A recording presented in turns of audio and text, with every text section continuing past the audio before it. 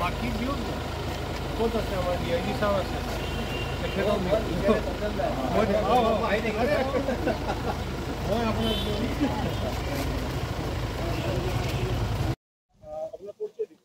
নমস্কাৰ, মই প্ৰবীৰ কুমাৰ ৰায় চৰকাৰ। মই সভাপতি কোচ ৰাজবংশী ফোক কালচাৰেল একাডেমি। আজি দেখা গৈছে ডিজিপি মহোদয়ে আমাৰ গুৰুদ্বাৰত আহিছে, আপোনালোকে লগ কি ক'ব? আমি আজি খুব ভাল লাগিছে।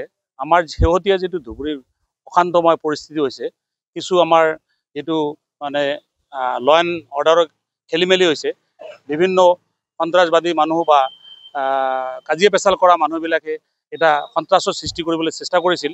গতিকে সেই ল এণ্ড অৰ্ডাৰৰ ঠিক কৰাৰ কাৰণে আমাৰ ইতিমধ্যে ধুবুৰী প্ৰশাসনৰ আৰু আমাৰ ডিজিপি মহোদয় গুৱাহাটীৰ পৰা আহি পৰিস্থিতি বহুত নিয়ন্ত্ৰণ কৰিছে আৰু আমি সুখী হৈছোঁ, অন্ততঃ ভাল পাইছোঁ। গতিকে আমি তেখেতসকলক আদৰণি জনোৱাৰ কাৰণে আমি গুৰুদ্বাৰত আহি তেখেতসকলক লগ কৰিলোঁ আৰু আমি ৱেলকাম যাচিলোঁ, যাতে তেখেতসকলে আমাৰ ধুবুৰীত যিকোনো পৰিস্থিতি এনেকুৱা হ'লে, অশান্তময় পৰিস্থিতি হ'লে তেখেতসকলে যাতে আহি আমাৰ ধুবুৰীখন শান্তময় কৰি তোলে, আমাৰ সকলোৰে মাজত মিলা প্ৰীতি যাতে অটুট বজাই থাকে, তাৰ কাৰণে আমি সকলোকে আহ্বান জনাইছোঁ। হয়, আমাৰ অশান্তি যিটো হৈ আছে ধুবুৰীৰ কেইদিনমানৰ পৰা, এতিয়া শান্ত হৈছে।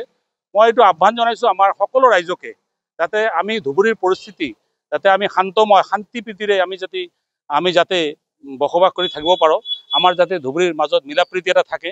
আমি কেতিয়াও নিবিচাৰোঁ আমাৰ নামনি অসমৰ ধুবুৰী জিলাত যাতে কোনো ধৰণে এনেকুৱা অশান্তময় পৰিস্থিতি নহয়। তাৰ কাৰণে আমাৰ জিলা প্ৰশাসন আৰু আৰক্ষী প্ৰশাসন ইতিমধ্যে তৎপৰ হৈছে আৰু চোৱা চিতা কৰি আছে। ভাল লাগিছে, এনেকুৱা শান্তি বিৰাজ কৰি থাকক, আমি সেইটোৱে কামনা কৰিছোঁ।